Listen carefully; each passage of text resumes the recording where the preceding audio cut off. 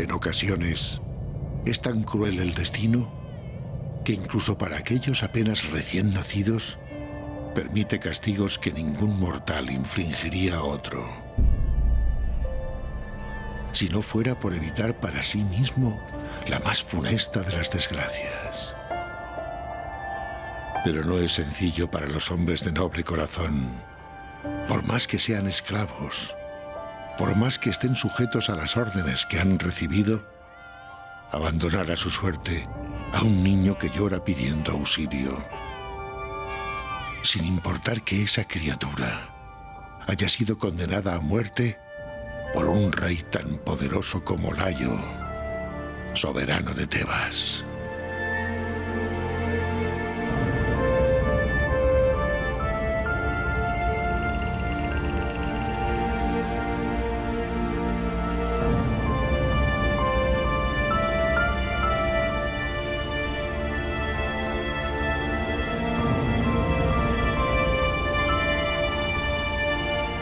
Aquel pastor sabía que por su piedad habría de pagar un precio.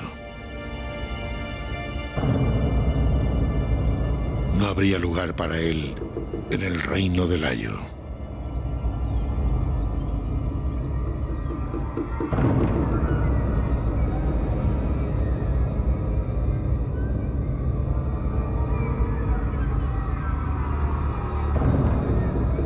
Y solo entregando en secreto el recién nacido a Pólibo, soberano del vecino reino de Corinto, podría hallar refugio.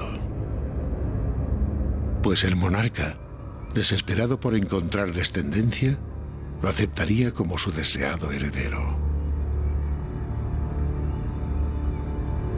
Y ya que solo el rey conocía la procedencia del niño, nadie, ni incluso el futuro príncipe, habría de dudar que aquella criatura era su propio hijo. Para todo el reino sería su único sucesor, aquel al que todos conocerían como Edipo.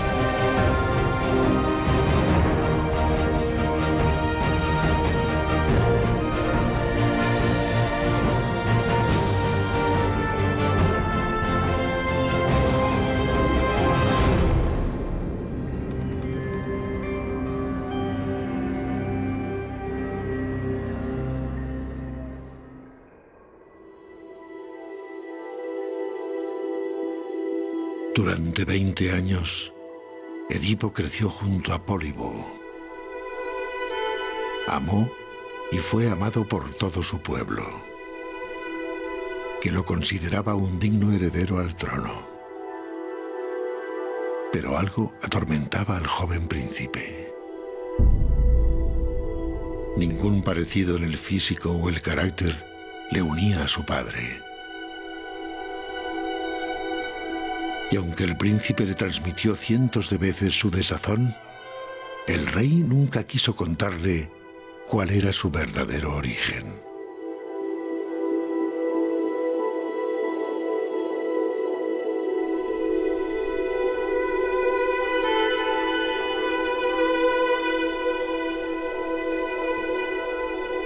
Las explicaciones de su padre no satisfacían las dudas que albergaba el corazón de Edipo.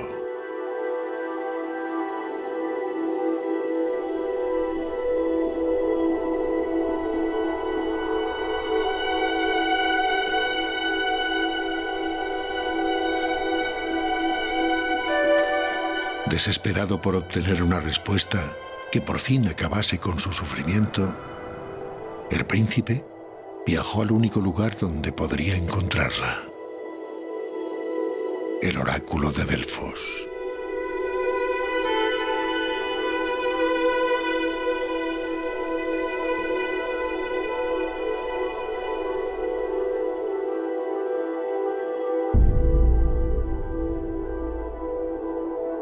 allí donde las sacerdotisas del dios Apolo eran capaces de desvelar cualquier secreto.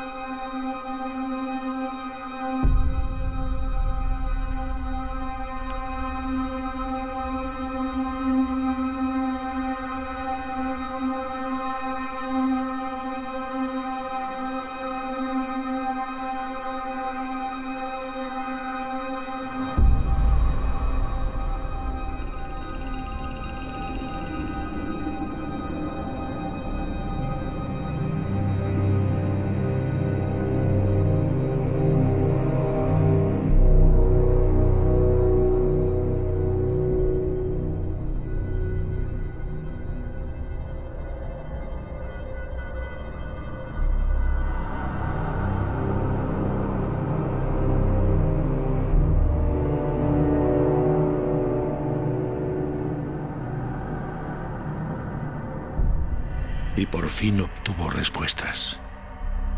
Respuestas que cambiarían su vida. Respuestas que era incapaz de aceptar. Matarás a tu padre y tu propia madre se convertirá en tu esposa.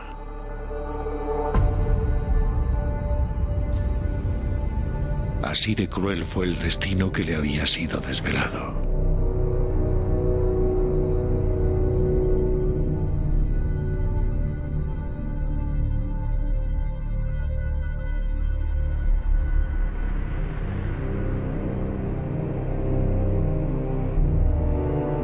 Edipo juró para sí mismo no volver jamás a Corinto, convencido de que no habría Dios ni hombre que pudiera obligarle a matar a Pólibo.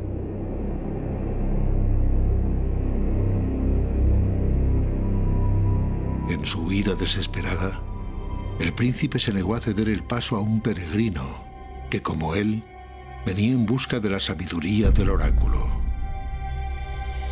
Y lo que podía haber quedado en una simple disputa se convirtió, fruto de la rabia y la cólera que la maldición había sembrado en Edipo, en el comienzo de una de las mayores tragedias que la humanidad hubiera conocido.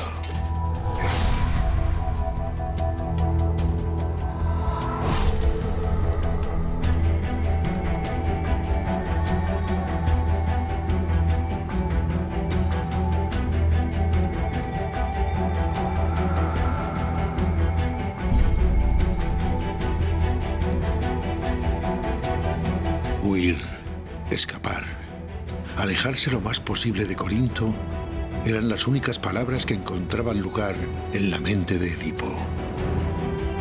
Pero el destino, o quizás la secreta voluntad de algún dios, quiso que Edipo se dirigiese hacia Tebas.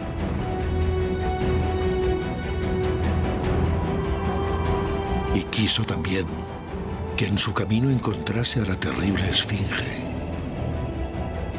el ser con cuerpo de león y rostro de mujer que tenía aterrorizado Tebas y que había derrotado a los mejores guerreros del reino.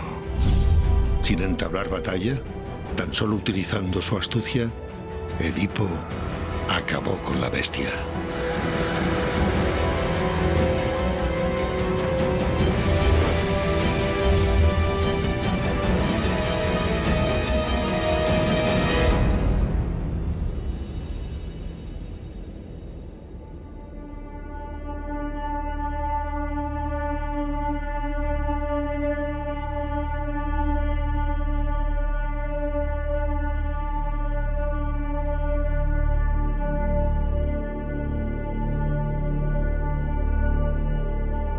Cuando por fin llegó a la ciudad, la reina Yocasta de Tebas reclamó su presencia para mostrarle el agradecimiento de todos los ciudadanos.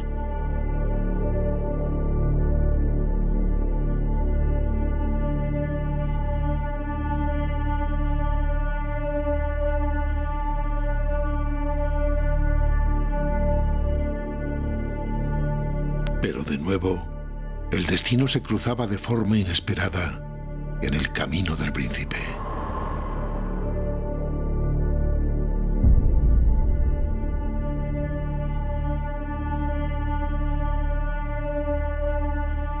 llegaron noticias de que el rey Layo había muerto.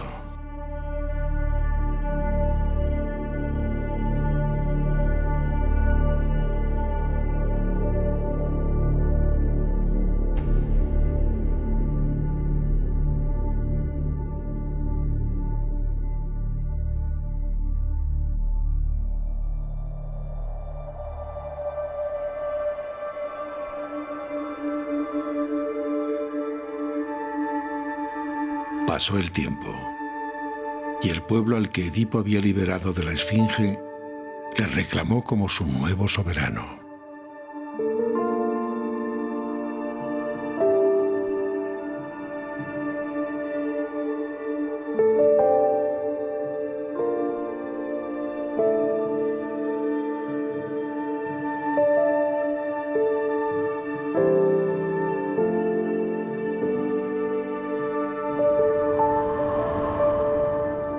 Durante 10 años, Tebas vivió una época de prosperidad como nadie era capaz de recordar.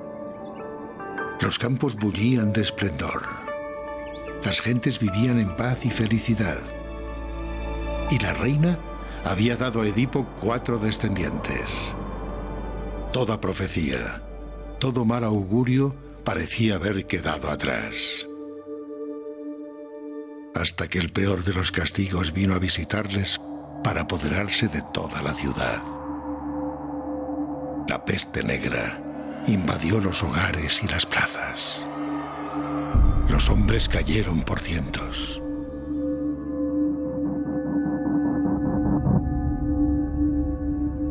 Y los que no lo hicieron encomendaron al rey su suerte.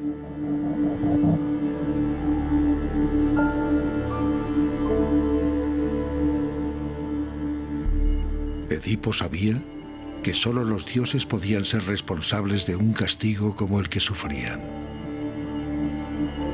Y que solo a través de la sabiduría de Tiresias, aquel al que los inmortales habían otorgado el don de conocer pasado, presente y futuro, podría salvar su reino.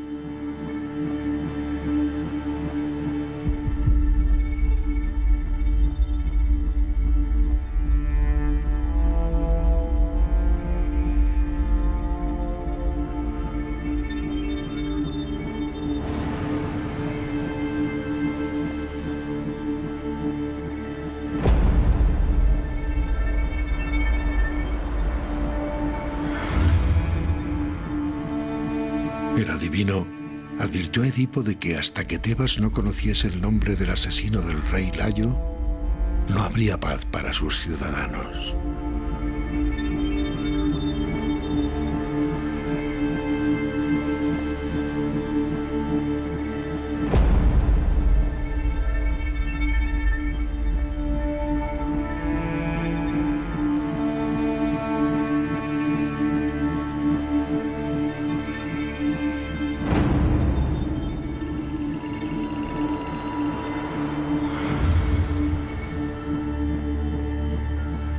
Escuchando los consejos de Tiresias, el soberano envió mensajeros para que todo hombre, mujer o niño sospechoso de conocer al asesino fuera conducido ante su presencia.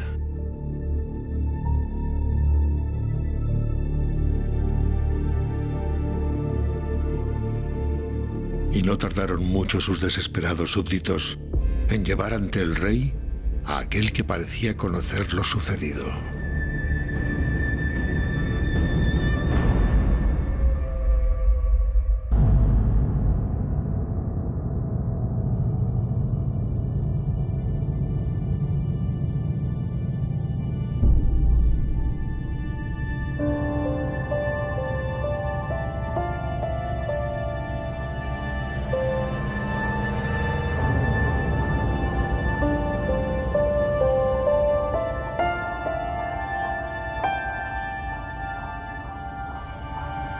Temeroso de la cólera de Edipo, aquel humilde súbdito se sentía incapaz de hablar. Pero ante la amenaza de su rey...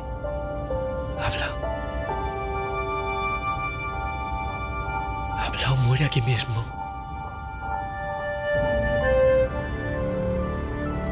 el hombre comenzó a relatar lo que años atrás había presenciado.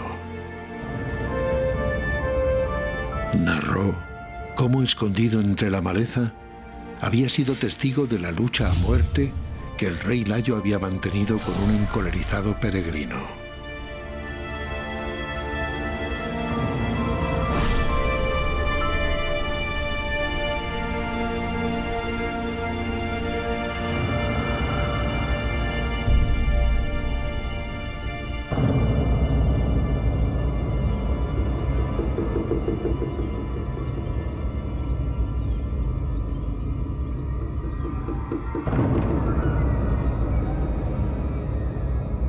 Cómo al regresar a Tebas había descubierto horrorizado que el asesino ocupaba el trono del rey al que había dado muerte.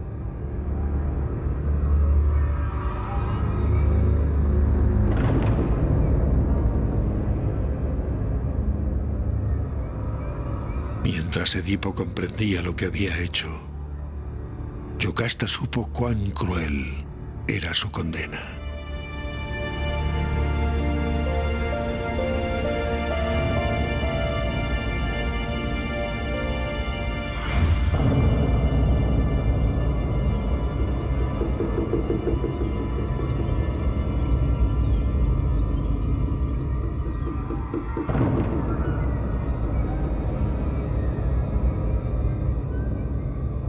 Pues aunque 20 años atrás el rey Layo había ordenado asesinar a su primer hijo, escuchando las pitonisas de Apolo,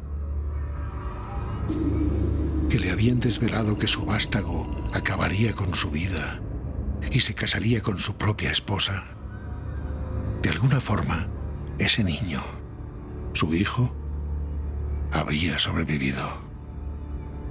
Y era hoy aquel hombre al que ahora llamaba esposo.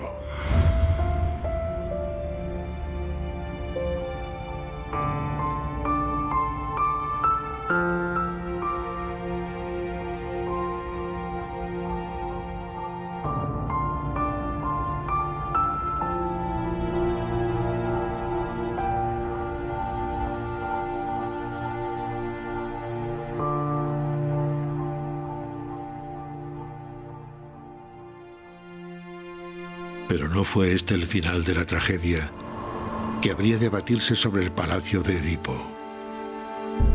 Pues desesperada por el dolor y derrotada por la vergüenza, Yocasta sucumbió a la tristeza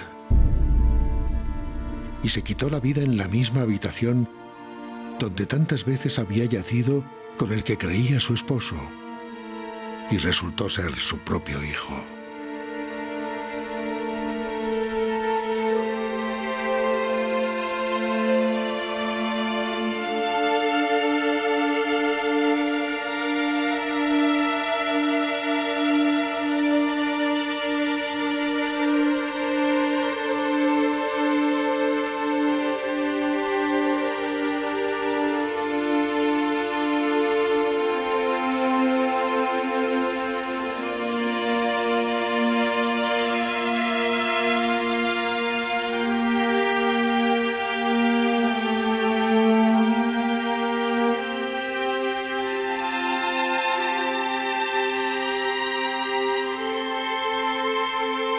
No pudiendo soportar el recuerdo de los actos contra natura que había cometido, en su vano intento de evitar aquello que estaba profetizado, Edipo decidió cegarse para no poder ver nunca más el ser maldito en el que se había convertido.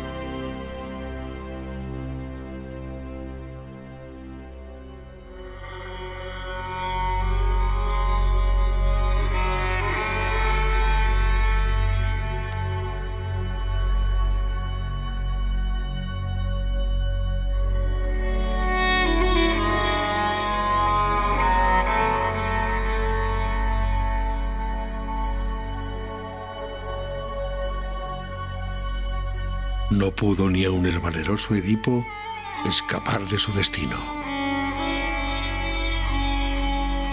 Y mientras caminaba hacia el destierro, sumido en la oscuridad de su ceguera, un único pensamiento inundaba su mente. Aprovechan los dioses los más nobles sentimientos humanos para manejarnos a su antojo. Y si aquel pastor hubiera comprendido esto, no habría debido dudar ni un instante en abandonar a aquel niño que pedía auxilio.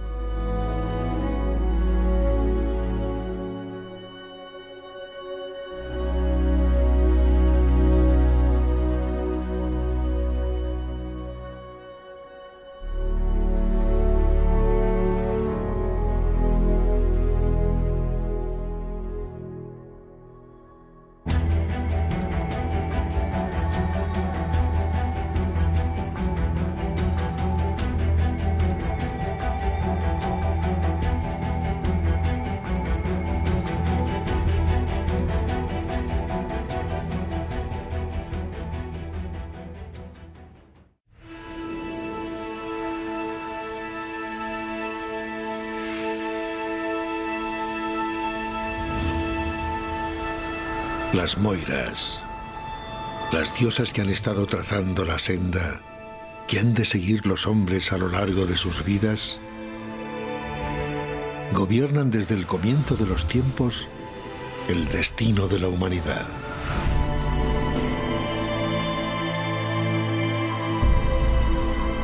Y aunque ni siquiera Zeus, dios de dioses, era capaz de escapar de sus designios, han sido muchos los que, creyéndose dueños de su futuro, desafiaron profecías y augurios, seguros de poder variar aquello que estaba escrito.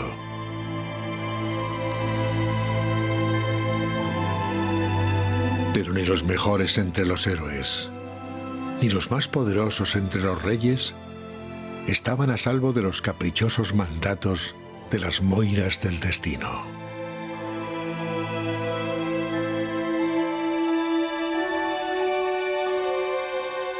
Los viajes de Ulises, la muerte de Aquiles, las pruebas de Heracles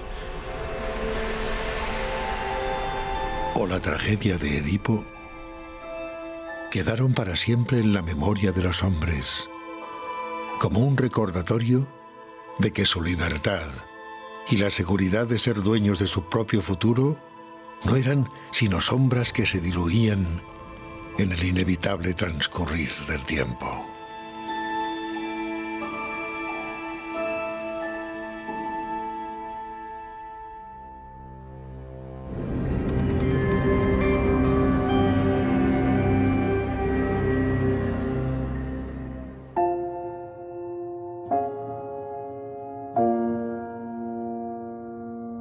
El destino, la fuerza sobrenatural que guía la vida humana, se ha presentado ante los hombres de innumerables formas desde el comienzo de los tiempos.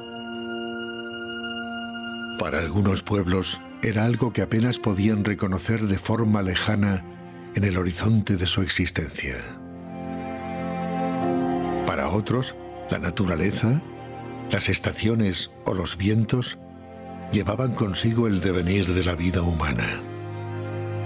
Para los griegos existían leyes eternas que definían el futuro y a menudo no podían ser quebrantadas.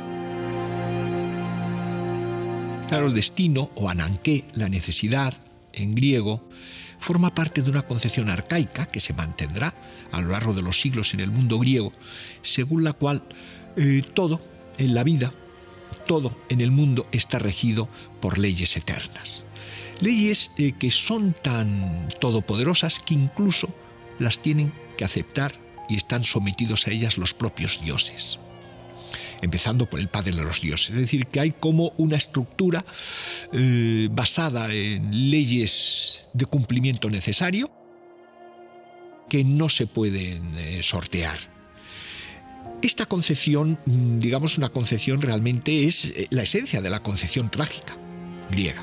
O sea, la tragedia auténtica está en que los grandes héroes griegos, sean Agamenón, o sea Prometeo, o sea quien sea, de pronto, o Edipo, creen que ellos son los dueños de su vida y piensan que su futuro pues depende de sus decisiones libremente adoptadas, pero de pronto la vida les enseña que no es así, que hay como una especie de guión previo al que ellos inconscientemente se ven sometidos y que ese es un guión diseñado, escrito, redactado por la necesidad, por el destino.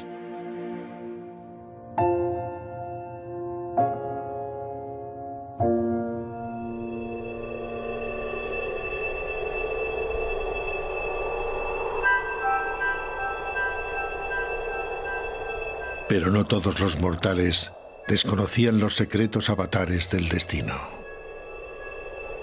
Existían quienes, a través de ritos ancestrales, eran capaces de escuchar a los dioses y transmitir a los hombres sus designios.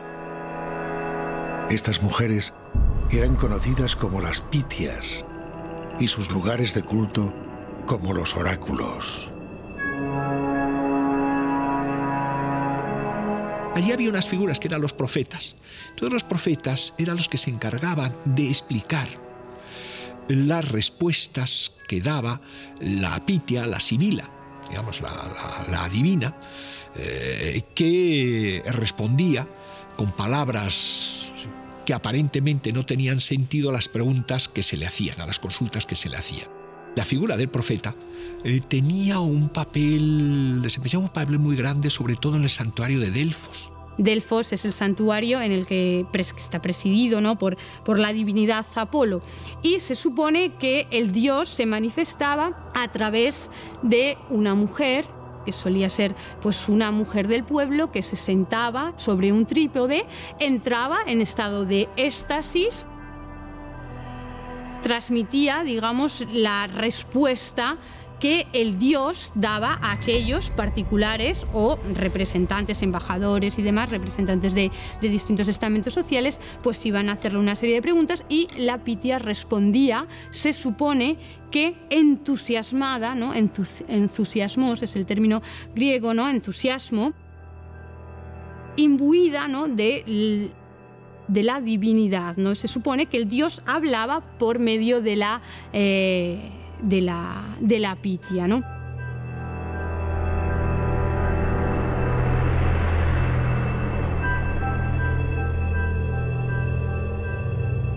Pero si para el pueblo los oráculos y las Pitias eran fuente de inspiración y consuelo, para reyes y héroes eran a menudo el origen de sus tragedias. La tragedia nos recuerda que en la condición humana la grandeza, la gran magnanimidad de los héroes se paga al final con el dolor. Y esto es también una versión muy típica griega sobre la condición humana. El carácter del héroe es que se enfrenta al destino. O sea, aunque el destino lo derribe, él vive como si no hubiera destino.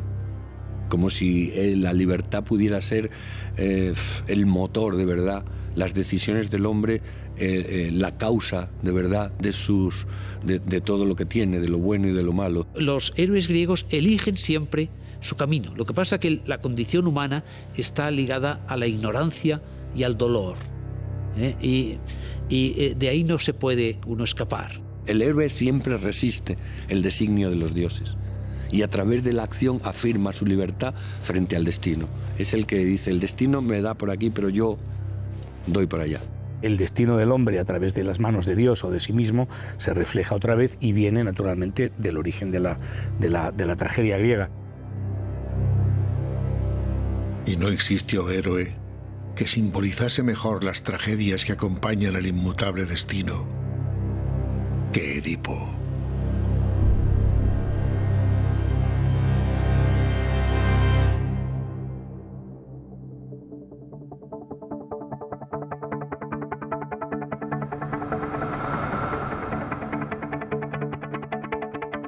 El mito que ha tenido quizá mayor trascendencia en todos los ámbitos es el mito de Edipo, porque nos lo encontramos, como digo, pues en el arte, en la literatura, incluso en la psicología, en la filosofía. En el caso de Edipo hay una profecía que preexiste a las hazañas del héroe, en que dice que va a hacer esto o va a hacer lo otro.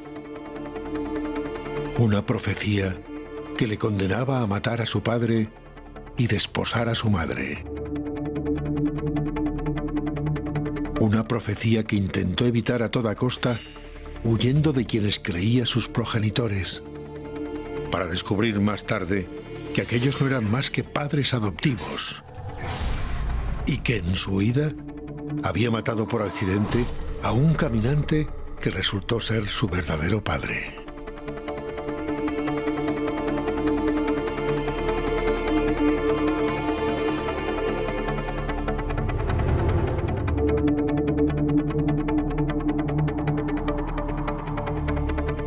Y había desposado a su madre al conquistar el trono de Tebas. Pero el destino no solo se manifestaba en forma de profecía, sino que incluso para aquellos que habían logrado hazañas inimaginables, a veces los dioses tenían reservados terribles finales. Hay una frase antigua griega que dice que a quien los dioses quieren perder, primero lo enloquecen. Y eso recordaría que la condición humana, incluso la condición de los héroes, tiene siempre grandes riesgos, y uno de ellos es no solo enfrentarse a peligros reales en el mundo real, sino también ese ataque interior que representa la locura. Y está claro en el caso de Heracles.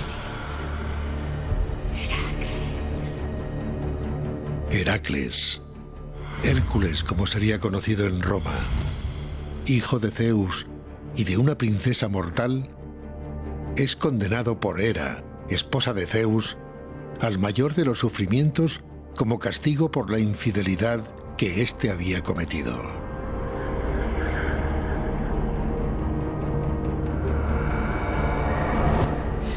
¡Mujer imprudente! No habrá piedad. Maldito será todo aquel que salga de tu vientre. Pero no podía imaginar el héroe que, aun habiéndose convertido en uno de los más valerosos guerreros sobre la tierra, Busca venganza. el castigo al que había sido condenado le llegaría en forma de locura. ¡Mátalos! Una locura que duró tan solo unos instantes.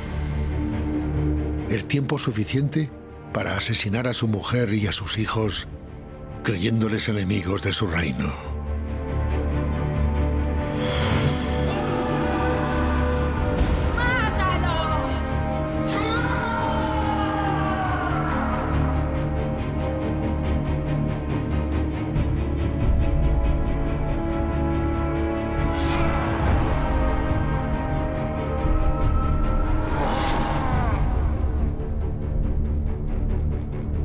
Una locura que solo podría espiar,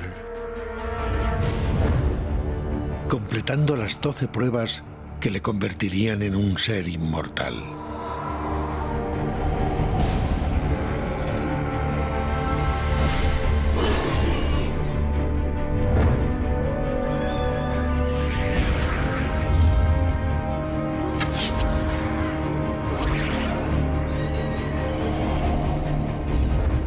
Reyes y héroes cautivos de maldiciones a las que no podían escapar. Hijos de dioses a los que ni siquiera sus padres inmortales podían proteger de un futuro aciago. Condenas que recaían sobre aquellos que podrían liberar a la humanidad de las cadenas que para ellos habían forjado los dioses. Todos eran sometidos por la fuerza de las moiras del destino. Pero no todos los que de antemano conocían su futuro trataron sin suerte de evitarlo.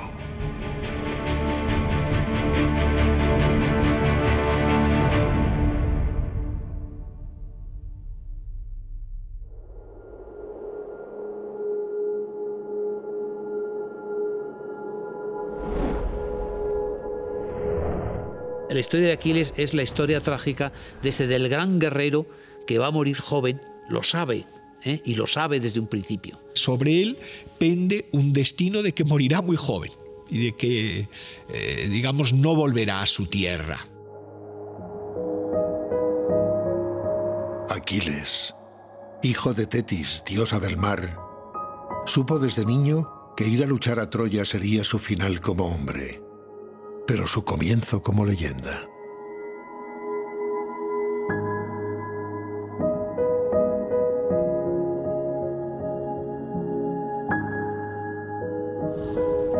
Y aun cuando tuvo la oportunidad de permanecer en su reino y vivir como un hombre más, eligió morir a los pies de las murallas troyanas y ser por siempre recordado.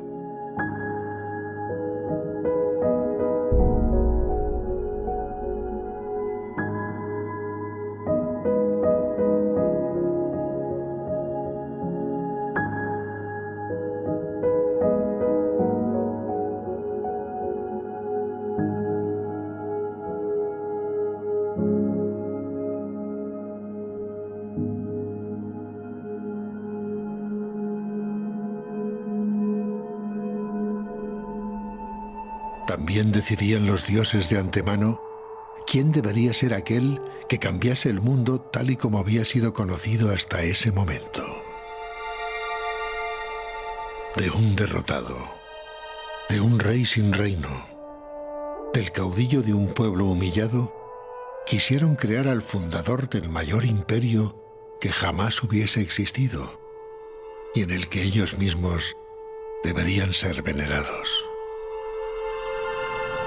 A Eneas, último de los príncipes troyanos, le fue encomendado levantar a su pueblo desde la derrota y conducirlo hasta Italia, donde debería fundar el gran imperio romano.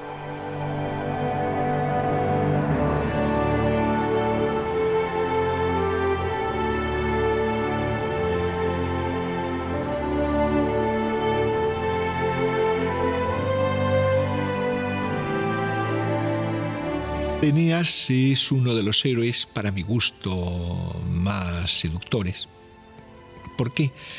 Es un derrotado. O sea, Eneas, no nos olvidemos que es un héroe que tiene que afrontar el exilio, tiene que afrontar la búsqueda de un país de acogida.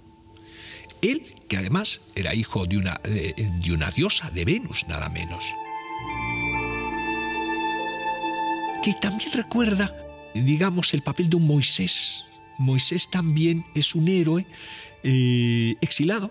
Tiene que abandonar Egipto y buscar una tierra de promisión. Y pasarlo muy mal por el desierto. En el caso de Eneas es por el mar.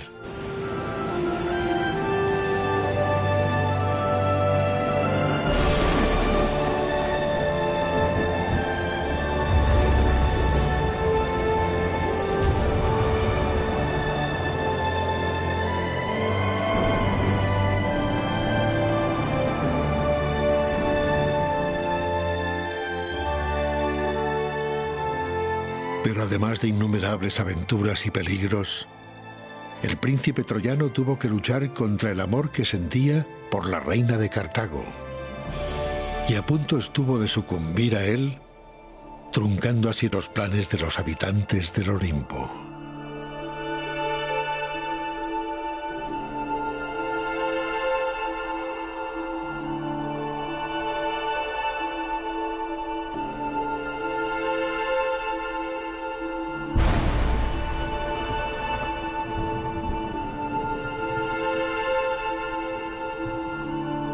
Si no fuera porque, como el valeroso Ulises antes que él, fue capaz de escuchar el consejo de los dioses y abandonar Cartago para cumplir lo que había sido profetizado. Pues ni cuando se avecina la mayor de las tragedias, ni cuando está a punto de surgir la mayor de las dichas, la voluntad de los dioses puede ser contrariada.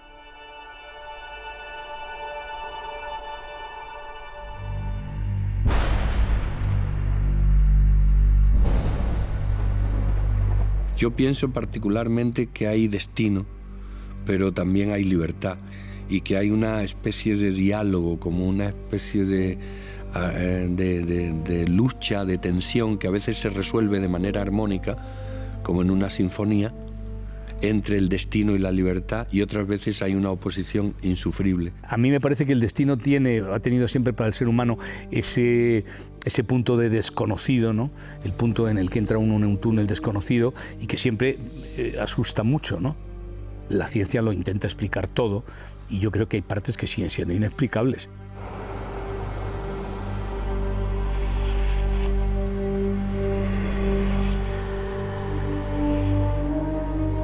El hombre cree que su destino es único, que él es, y es cierto que es único, que su vida es única y que empieza y termina en él, y que lo que vaya más allá, pues poco le puede importar. El destino fue para los griegos un elemento central de sus vidas, que generación tras generación fue marcando el devenir de las historias que constituían su mundo. Sus mitos y sus leyendas estaban imbuidas en la idea de lo inevitable como consecuencia directa de la acción de los dioses.